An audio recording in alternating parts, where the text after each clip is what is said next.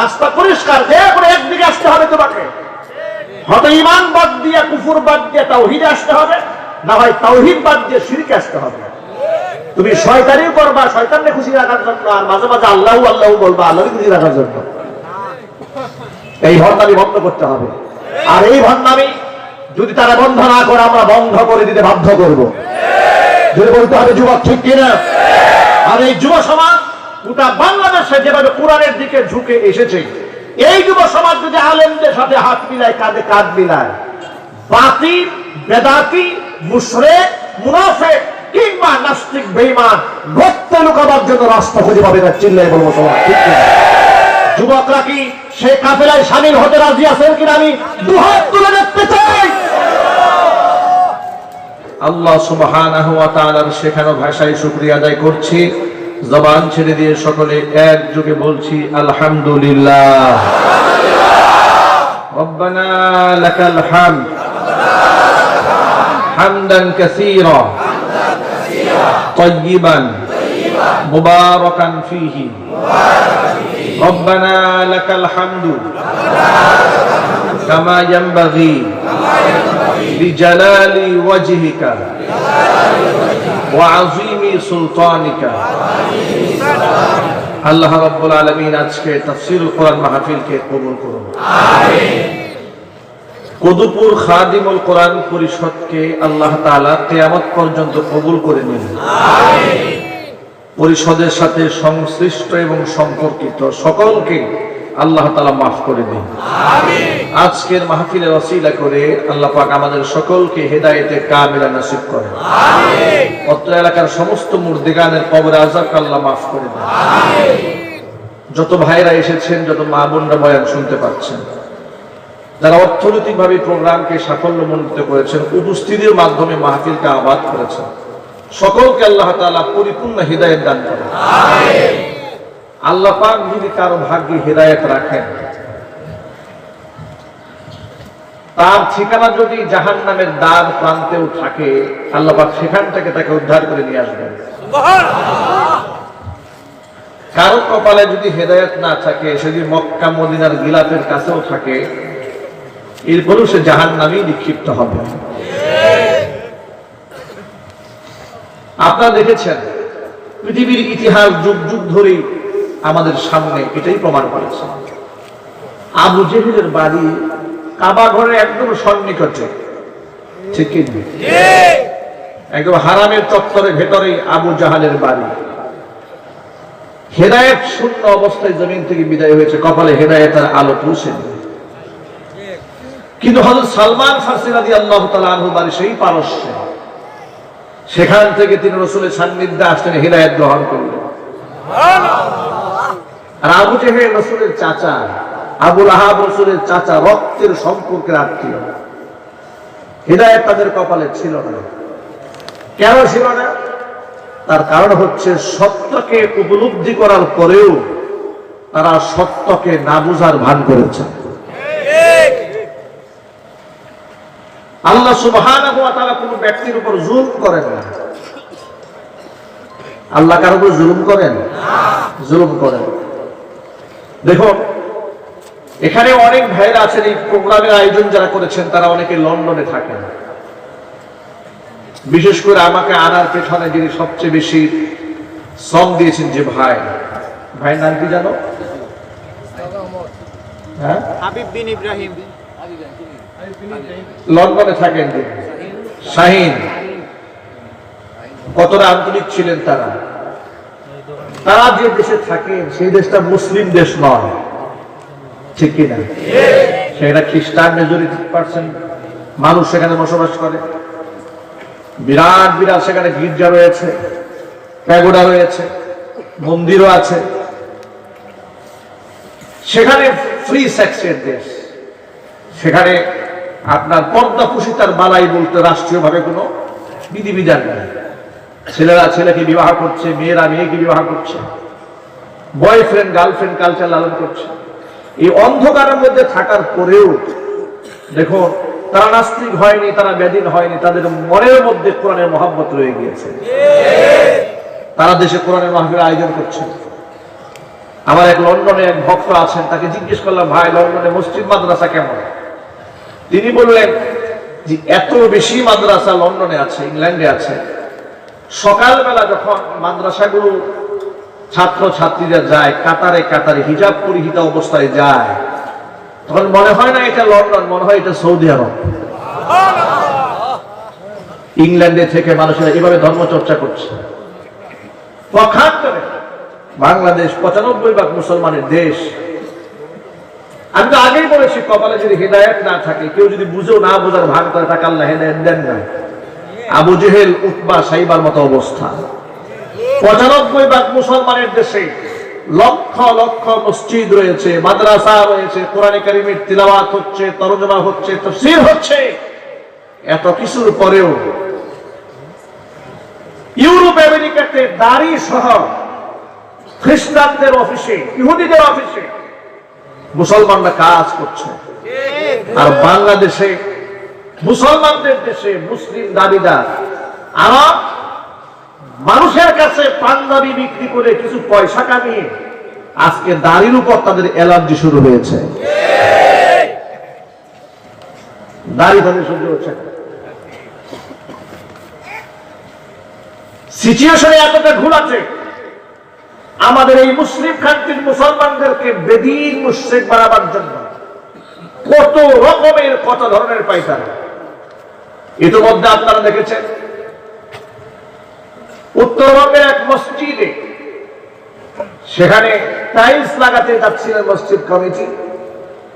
টাইলসের উপরের পাটটা যে কোনো কারণে কাগজের মতো খুলে পড়ার পর তারা দেখতে পেলেন ভেতরে মূর্তির ছবি দেওয়া। মসজিদের টালির মধ্যে রয়েছে মূর্তির ছবি। এর কিছুদিন আগে আপনারা দেখেছেন এই যে কোরআন শরীফ ইন্ডিয়া থেকে ছাপা হয়েছে, সেখানে এই পৃষ্ঠাটা খোলার পরে এই ভিতর দিক থেকে এই কাবারের মধ্যে মূর্তি ছবি ঢুকিয়ে দেওয়া হয়েছে। জুতার মনোগ্রামের মধ্যে আল্লাহর নাম দেওয়া হয়েছে। জুতার পায়ের তলার মধ্যে মুহাম্মদ সাল্লাল্লাহু আলাইহি ওয়াসাল্লামের নাম দেওয়া হয়েছে। এভাবে দিন, ধর্ম, ঈমান, আমলকে বিনষ্ট করার জন্য হামেশা প্রচেষ্টা চালানো হচ্ছে। মসজিদ মাদ্রাসার বিরুদ্ধে ষড়যন্ত্রের কোনো অভাব নাই। আলেম ওলামারা ভালো কিছু করলে সেটা মিডিয়াতে প্রচারিত হয় না, কিন্তু কোন আলেম যদি কোনো ত্রুটি বিচ্যুতি করে ফেলেন, শয়তানের ওয়াসওয়াসায় পড়ে সেটাই মিডিয়াতে হাইলাইট করে প্রচার করা হয়।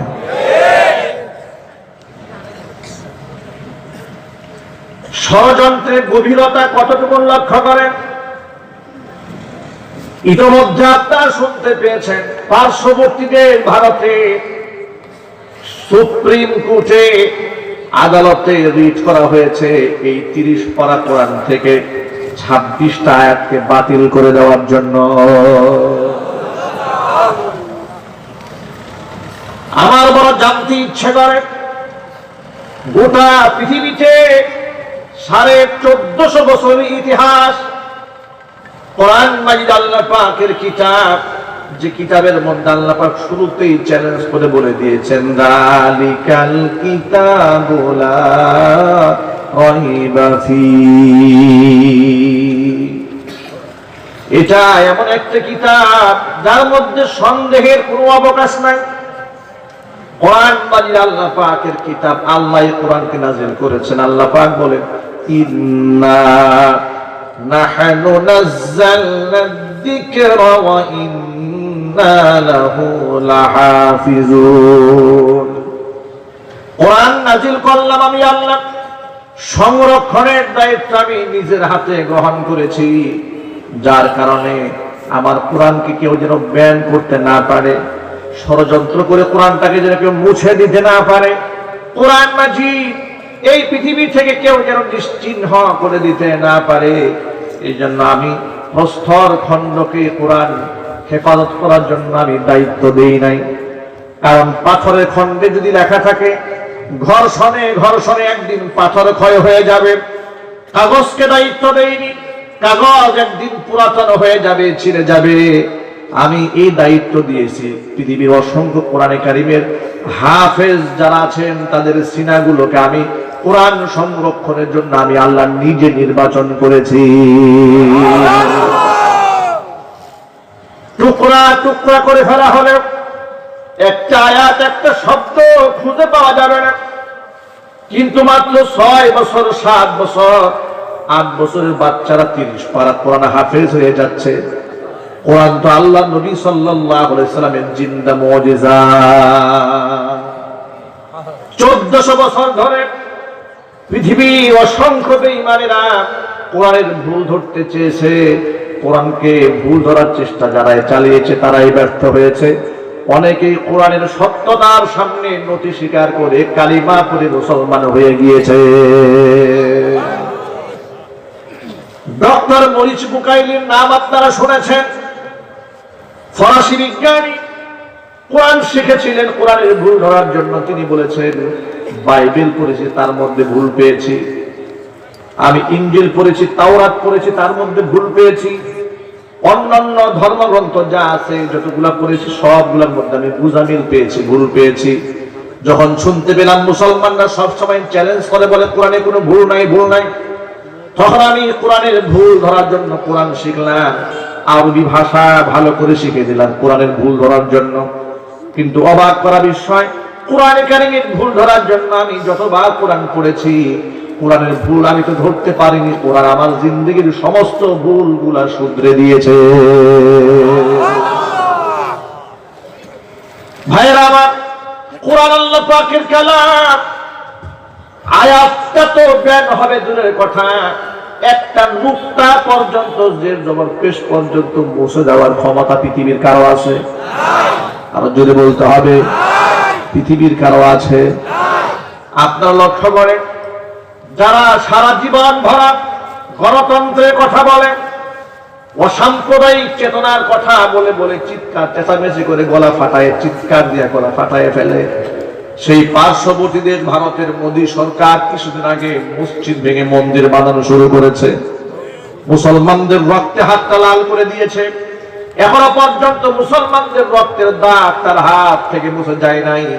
কাশ্মীরের মুসলমানদেরকে শহীদ করেছে, গুজরাটের মুসলমানদেরকে শহীদ করে দিয়েছে, বাবরি মসজিদকে শহীদ করে দিয়ে সেখানে মন্দির নির্মাণ শুরু করে দিয়েছে। সর্বশেষ দুদিন হয়ে গেল হাইকোর্টে রিট করেছে কোরআন মাজিদের 26টা আয়াত বাতিল করে দেওয়ার জন্য। একের পর এক তারা এভাবে ইসলাম ধর্মকে বিনাশ করার ষড়যন্ত্র চালিয়ে যাচ্ছে। ভাইরা আমার, হাইকোর্টে তারা রিট করলো আর সেই রিটটা আদালতে গ্রহণ করলো।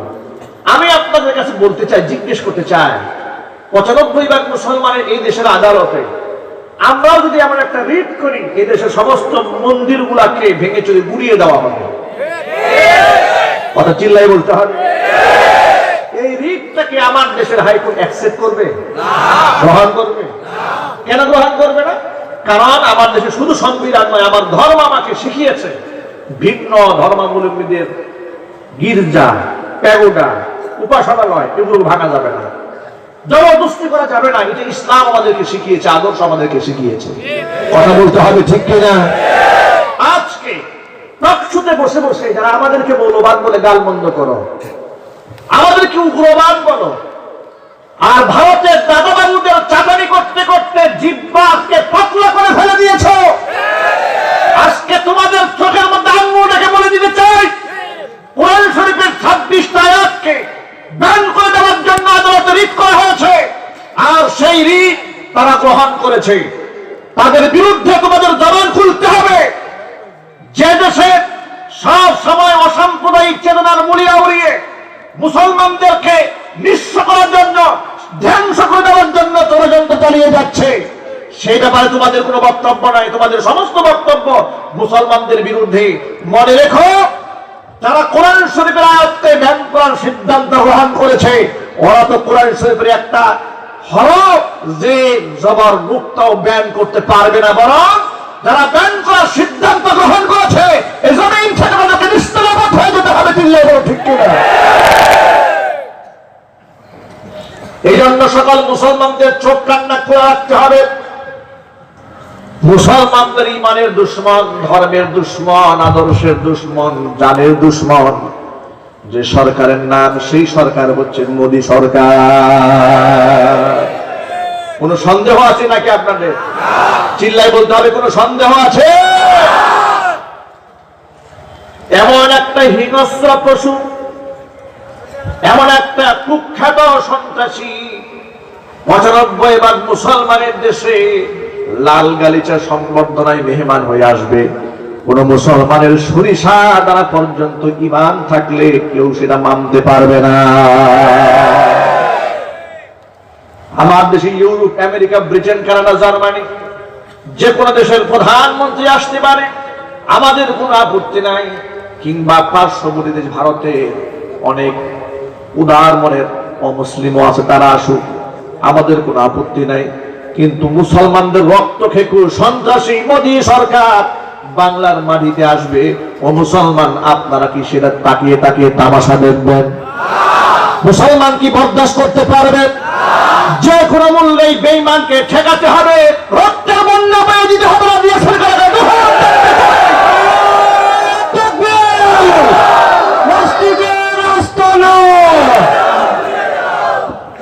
ও মুসলমান ভাইয়েরা আমার, এই জন্য ইমানদার তো শুধুমাত্র তাকেই বলে না, নামাজ পড়লো, রোজা করলো, হজ করলো, যাকাত দিল, পাক্কা ইমানদার হয়ে গেল না।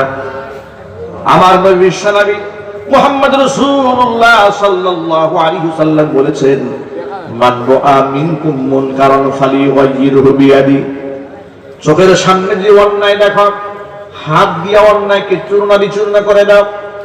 ফাইল্লাম ইয়াস্তাতি, হাত দিয়া করার ক্ষমতা যদি না থাকে, ফাবিলিসানিহি, জবান দিয়ে প্রতিবাদ করো। ফাইল্লাম ইয়াস্তাতি, জবান দিয়ে যদি করতে না পারো, ফাবিকলবিহি, অন্তর দিয়ে পরিকল্পনা করো কিভাবে এই অন্যায়কে ধ্বংস করা যায়। অযুবাদ ভাইরা আমার পার্শ্ববর্তী ভারতে মোদী সরকার কিংবা হিন্দুত্ববাদী সরকার কোনদিন বাংলাদেশের বন্ধু ছিল না, বর্তমানেও নাই, ভবিষ্যতেও তারা কোনদিন বন্ধু হবে না। তিস্তার ন্যায্য হিস্সা বছরের পর বছর ধরে খাম খেয়ালি করে করে এ পর্যন্ত এসছে।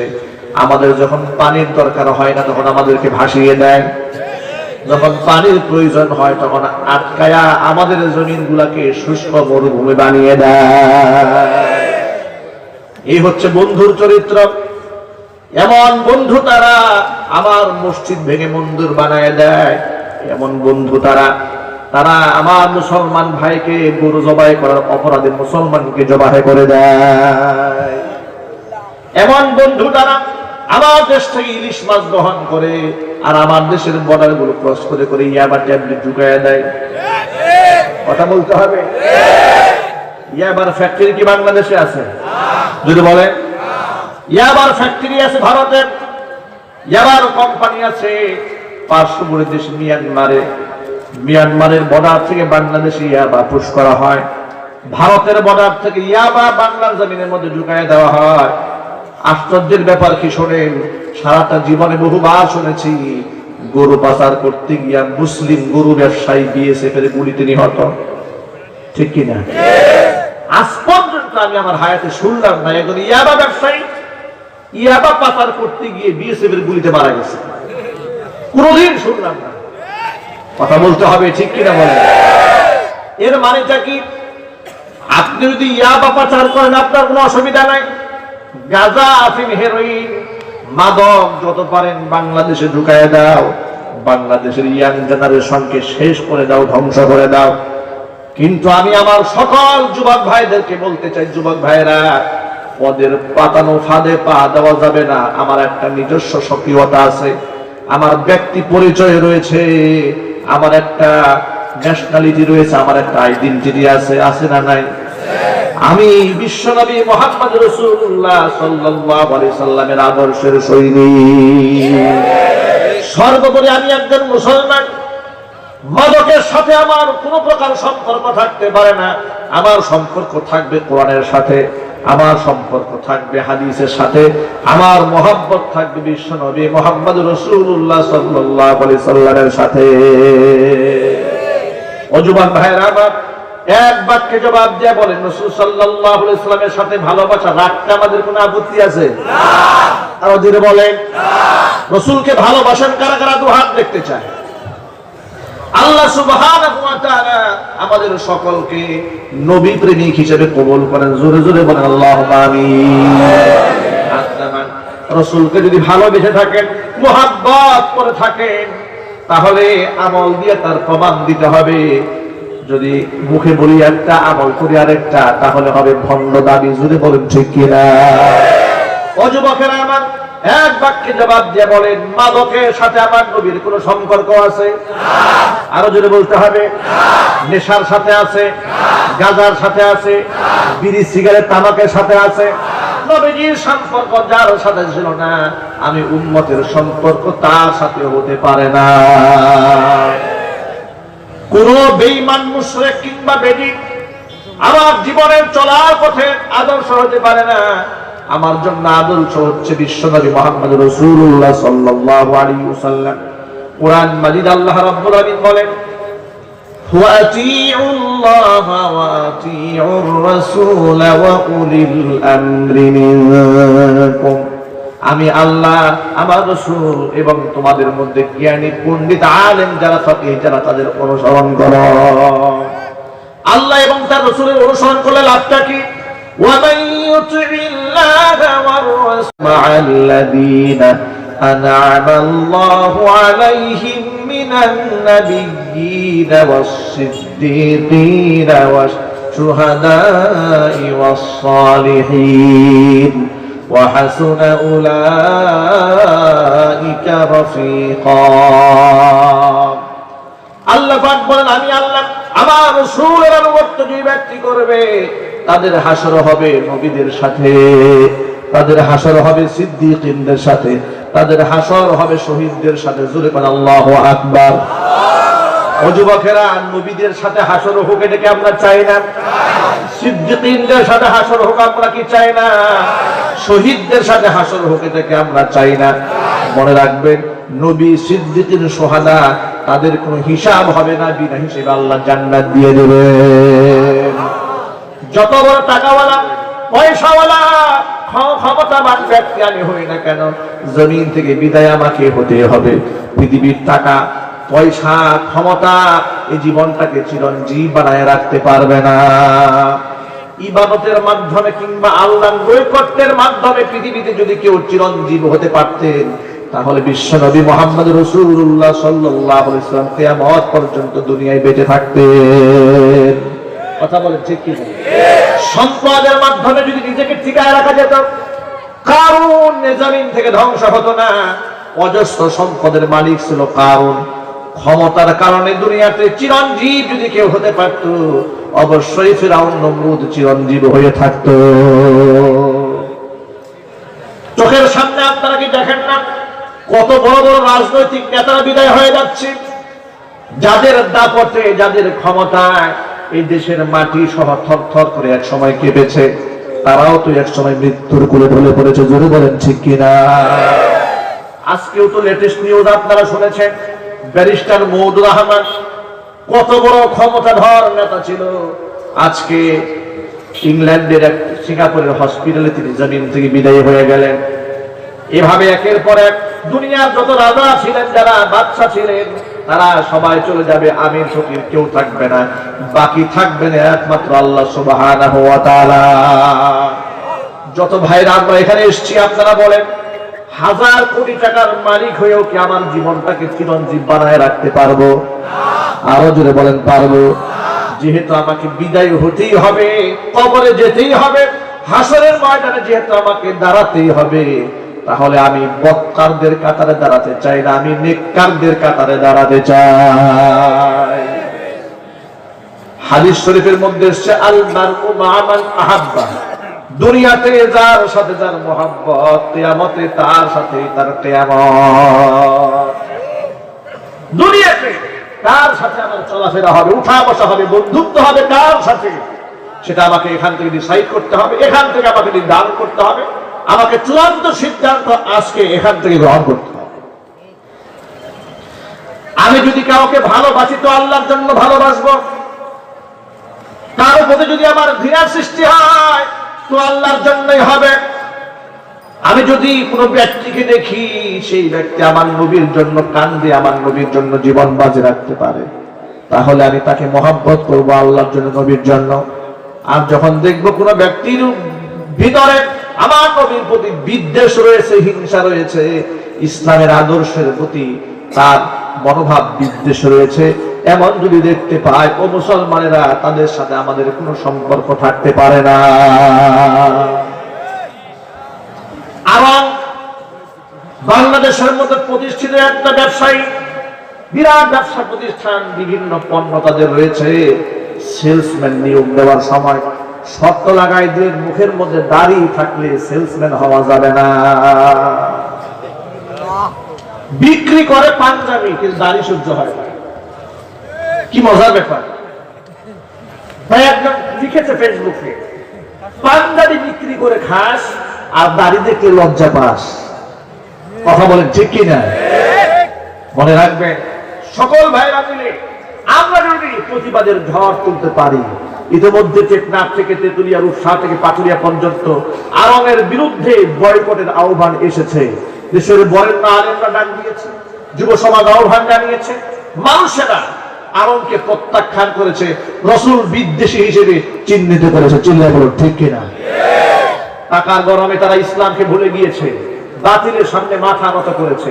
ও যুবকেরা চূড়ান্ত সিদ্ধান্ত নেবেন, আরঙের পাঞ্জাবি, আরঙের পণ্য ব্যবহার না করলে কি মুসলমান বাঁচবে না?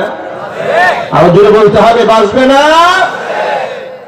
যে প্রতিষ্ঠান সরাসরি নারীর বিরুদ্ধে অবস্থান নেয়, কোন মুসলমান কি সেই প্রতিষ্ঠানের সাথে ন্যূনতম সম্পর্ক রাখতে পারে? আর চিল্লায় বলেন পারে? আজকেও সিলেটের মাটিতে মানববন্ধন হয়েছে, আরঙের শোরুমের সামনে উলামায়ে কেরাম অবস্থান গ্রহণ করেছে, বয়কটের আহ্বান জানিয়েছে। গোটা বাংলাদেশ থেকে যদি আমরা এভাবে আরঙকে বয়কট করতে পারি, সামনের কোন শিল্পপতির সাহস নাই আমার নবী কিংবা ইসলামের আদর্শের বিরুদ্ধে একটা টু শব্দ করে। শিক্ষা দিতে হবে আরঙদেরকে, ইসলাম বিদ্বেষীদেরকে শিখিয়ে দিতে হবে। বাংলাদেশের মুসলমানদের দেশ, ইহুদি এবং খ্রিস্টানদের দেশ নয়। মুসলমান ঠিক কিনা? প্রিয় যুবক ভাইয়েরা আমার, আমাদের হৃদয়টা টুকরা টুকরা হয়ে যায় যখন আমরা দেখতে পাই নবীর বিরুদ্ধে কেউ কথা বলেছে। ও যুবকেরা, দাড়ি টুপির বিরুদ্ধে যাদের এত অ্যালার্জি রয়েছে, আপনারা অনেক মুসলমান আছেন দাড়িকে কোনো গুরুত্বই দেন না, আছে না? না আর যদি বলে আছে না? কিছু মুসলমান বলে দাড়ি একটা সুন্দর জিনিস, একটা মূলনীতি বলে নেই। দাড়ি যদি এতটা হালকা বিষয় হতো, তাহলে এই ইসলাম বিদ্বেষীরা দাড়ি দেখলে এত ক্ষেপ্ত না। দাড়ি দেখে তাদের অ্যালার্জি সৃষ্টি হওয়াটাই প্রমাণ করে দাড়ি বড় একটা বিষয়। চিল্লা বলে ঠিক কিনা? দাড়ি শিয়ার ইসলাম। দাড়ি যদি কোনো বিষয় না হয়ে থাকে, তাহলে ইসলাম বিদ্বেষীদের দাড়ির প্রতি এত ক্ষোভ কেন? দাড়ির প্রতি তাদের এই ক্ষোভই প্রমাণ করে ইসলামের শিয়ার বহন করে মুখের দাড়ি। দাড়ি হচ্ছে ইসলামের সেই আদর্শের নাম যেটা মানুষ প্রকাশ্যে বহন করে ঘুরে বেড়ায়, এবং যে আদর্শ নিয়ে সে কবরে যেতে পারবে। টুপি মাথায় দিয়ে কবরে যাওয়া যাবে না, জুব্বা পরে কবরে যাওয়া যাবে না, মিসওয়াক করতে করতে কবরে যাওয়া যাবে না, কিন্তু দাড়ি মুখের মধ্যে নিয়ে কবরে যাওয়া যাবে, দাড়ি মুখে নিয়ে হাসরের মাথাও দাঁড়ানো যাবে। ওরা দাড়ির প্রতি ঘৃণা সৃষ্টি করে দিয়েছে। যুবকেরা মুখের দাড়িটা লম্বা বানায় প্রমাণ করে দেবে, আমরা তোমাদের মতাদর্শ লালন করি না, আমরা নবীজির আদর্শ বাস্তবায়ন করি। রাজি আছেন কারা কারা? দুহাত দেখতে চাই। পারবে কি যুবকেরা? ইনশাআল্লাহ। আরো জোরে বলতে হবে, যুবকরা কি পারবে? আল্লাহ কবুল করে হাত নামান। প্রিয় ভাইরা আমার, আল্লাহর নবী সাল্লাল্লাহু আলাইহি সাল্লাম বলেছেন, মান আহাব্বা সুন্নতি ফাকাদ আহাব্বানি ওয়া মান আহাব্বানি কানা মাই ফিল জান্নাহ।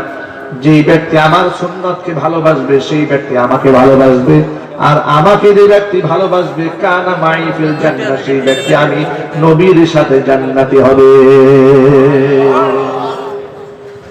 হাদিস শরীফের মধ্যে আল্লাহর হাবিব যখন কিয়ামতের মাঠে হাউজে কাউসার বিতরণ করতে থাকবেন, সেখানে মুশরিকেরাও আসবে, হুজুরের কাছ থেকে হাউজে কাউসার পান করার জন্য মুরতাদেরাও আসবে, মুনাফিকরাও আসবে, বেদাতিরাও আসবে, ইমানদারেরাও আসবে। বেদাতিরা যখন হুজুরের চোখের সামনে আসবে, আল্লাহর নবী তাদেরকে হাউজে কাউসার পান করার জন্য উদ্যত হবেন। তখন ফেরেশতারা বলবে, ইয়া রাসূলুল্লাহ, এদেরকে আপনি পানি পান করাবেন না। এরা হচ্ছে ওই সমস্ত ব্যক্তিরা আপনার ইন্তেকালের পরে এরা আপনার দ্বীনকে, ধর্মকে বিকৃত করে দিয়েছিল, এরা হলো বেদাতি। বিশ্বনবী সাল্লাল্লাহু আলাইহি ওয়াসাল্লাম তখন বলবেন, সুহবান সুহবান লিমান গায়্যারা মিন বাদি, চোখের সামনে থেকে দূর হয়ে যা, চোখের সামনে থেকে দূর হয়ে যা, যারা আমার ধর্মকে আমার ইন্তেকালের পরে বিকৃতি করে দিয়েছিলি।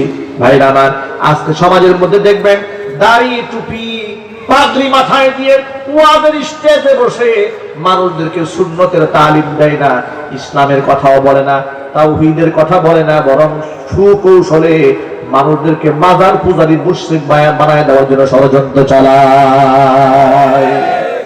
আছে না নাই জুড়ে বলেন? এদের এক ভণ্ড কয়েকদিন আগে প্রায় সময় এক এক সময় ইসলাম বিরোধী কথাবার্তা বলে ফেলে, আলেমরা প্রতিবাদ জানায়। কয়েকদিন আগে বলেছে আল্লাহর ধন রসুলকে দিয়ে আল্লাহ গেছে গায়েব হইয়া, রসুলের ধন খাজায় নিয়ে খাজায় আছে আজমিরেশিয়া।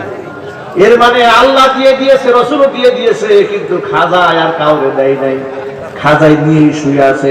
খাজা তোমার দরবারে কেউ ফিরে না খালি হাতে। জোরে জোরে বলেন নাউজুবিল্লাহ।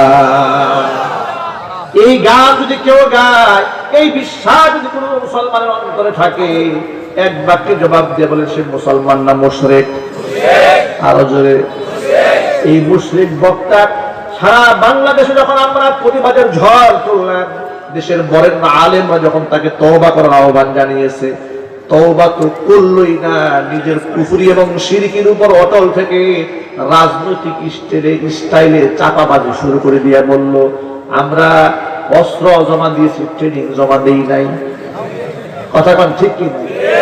করলো কুফরি, বক্তব্য দিল শিরকি, হয়ে গেল মুশরিক।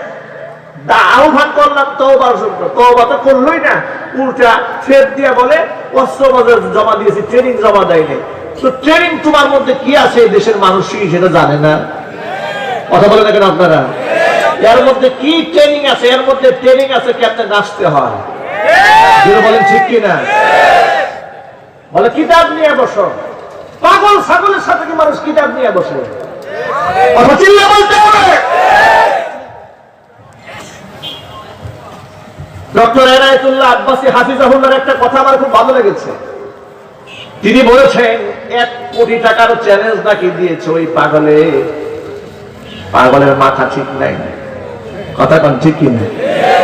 আব্বাসী সাহেব তখন জবাব দিয়ে বললেন, ক্লাস 5 এর ছাত্র যদি মাস্টার্স পাস করা লোকের সাথে বহস করতে চায়, এটাও একটা পাগলামি। ঠিক কিনা? বলো কিতাব নিয়ে বসো, কিতাব নিয়ে কথা বলবে। কিতাব নিয়ে তোমার সাথে কি কথা বলবে? তোমার নামের শুধু মুফতি লেখো, তুমি মুফতি কোন শিখা তুমি জানো? মুফতি বানান করতে পারো? মুফতি কোন শব্দ দিয়ে লিখতে হয়? এখন তো কোরআন নাই, হাদিস নাই, নামের শুরুতে আল্লামা আছে না নাই? আল্লামা হয়ে গেছে। সূরা ফাতিহাও বিশুদ্ধ বলতে পারবে না, আল্লামা হয়ে গেছে।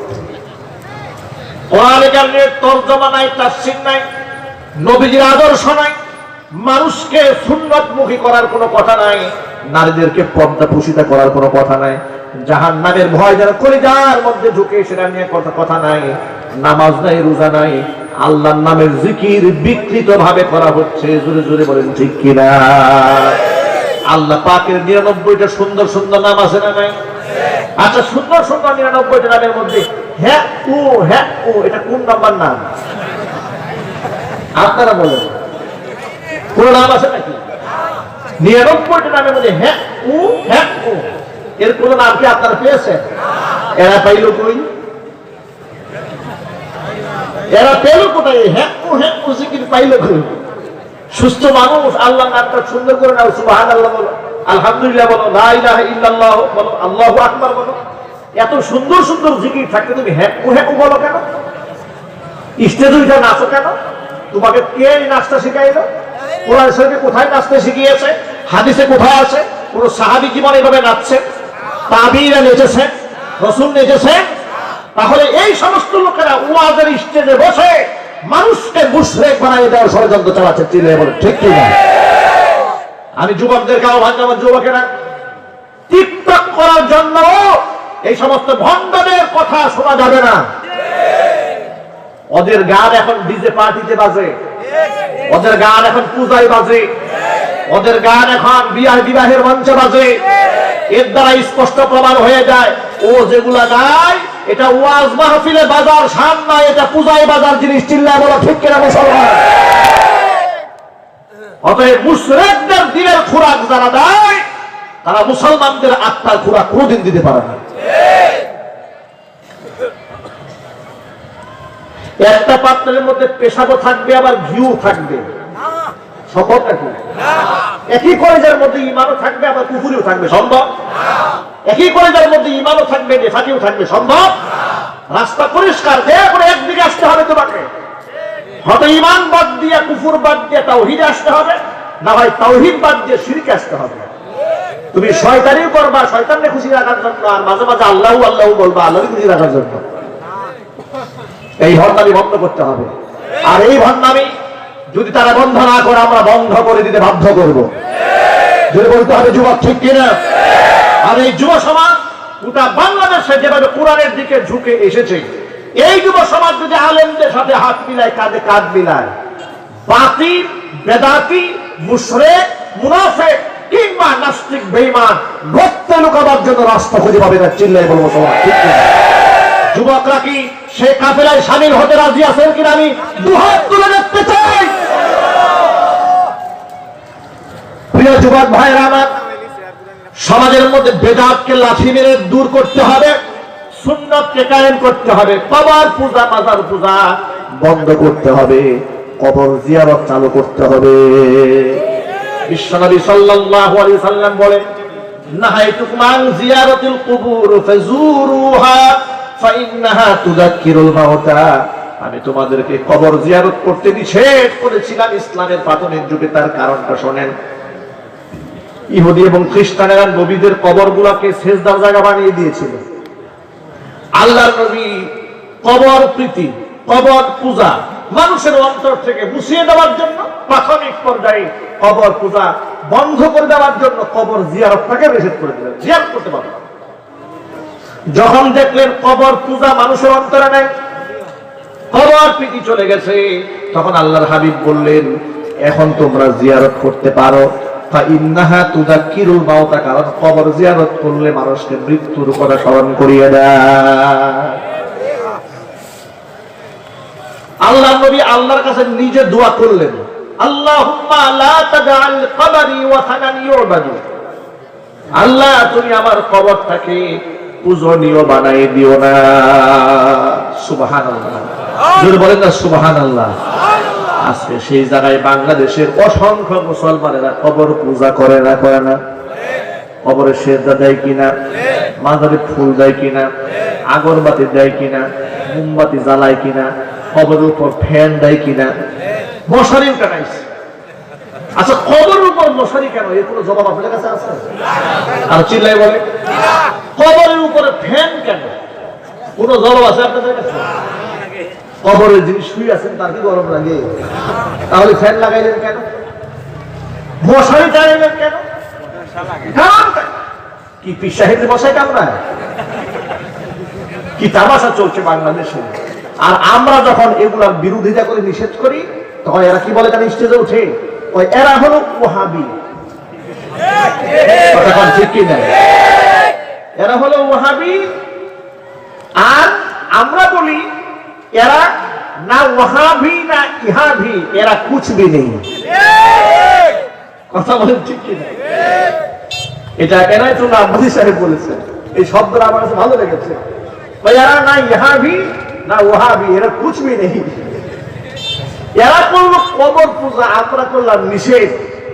আমরা হয়ে গেলাম ওয়াহাবি, হয়ে গেল সুন্নি। কি মজার ব্যাপার! তাহলে সুন্নি হওয়ার জন্য কি কবরে সেজদা দিতে হবে? সুন্নি হওয়ার জন্য কি পীর সাহেবের পায়ে সেজদা দিতে হবে?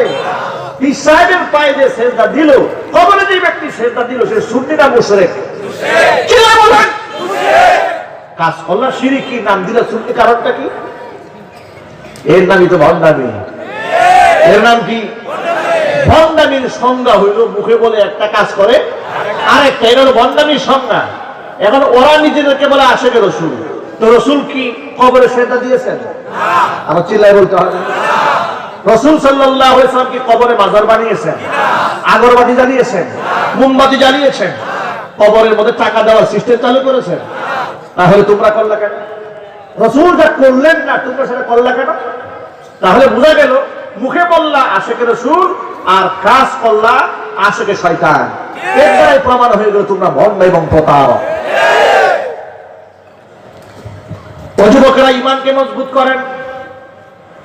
পুরো কবর থেকে আপনার কাছে আসার কিচ্ছু নাই, বরং কবরে যিনি শুয়ে আছেন তিনি তো এখন কাঙ্গাল।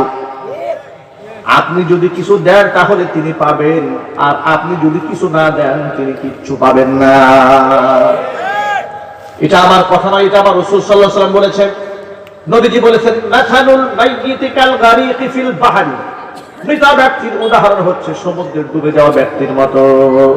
সমুদ্রে যখন কোনো ব্যক্তি পড়ে যায়, দুহাত তুলে কিনারায় থাকা মানুষগুলা, কুলে থাকা মানুষগুলাকে ডেকে ডেকে বলে, আমাকে বাঁচাও, আমাকে বাঁচাও। কবরে যে ব্যক্তি চলে যায় নিজের করার কিচ্ছু থাকে না। যদি এপার থেকে লোকেরা ইসারে সওয়াবের কিছু ব্যবস্থা করে সেটাই তিনি কবরে পান। এজন্য অন্তর থেকে শিরিক দূর করতে হবে, আমল থেকে বেদাত দূর করতে হবে। কবরকে আপনি জিয়ারত করতে পারেন, সালাম দিবেন, দোয়া করবেন তার জন্য। কথাটা মনে থাকবে ইনশাআল্লাহ।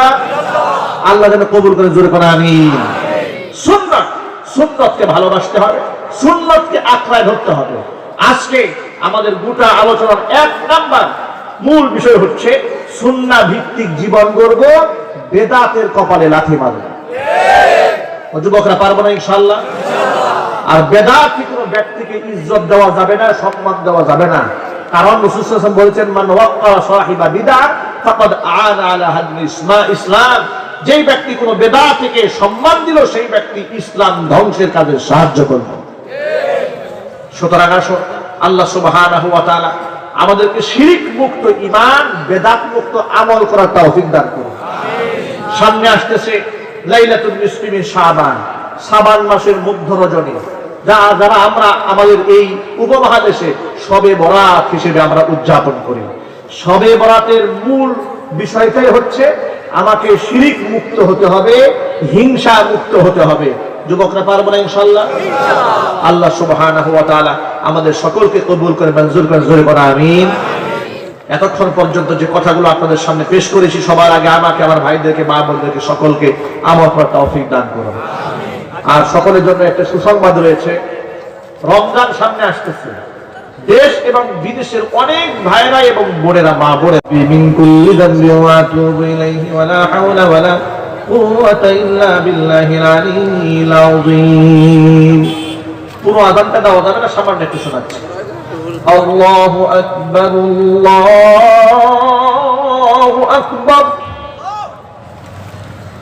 আল্লাহু আকবার, আল্লাহু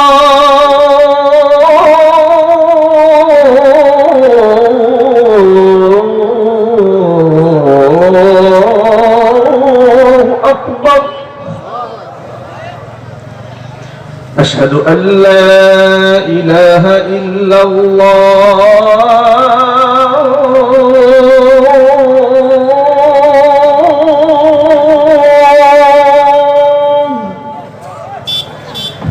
أشهد أن لا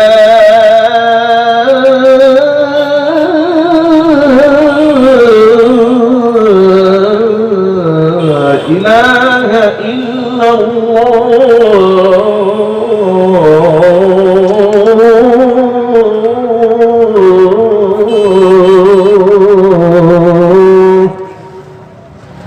আজানের এই ধ্বনিকে মারহুম কারি উবাইদুল্লাহ রহমাতুল্লাহি আলাইহির গলায় সবার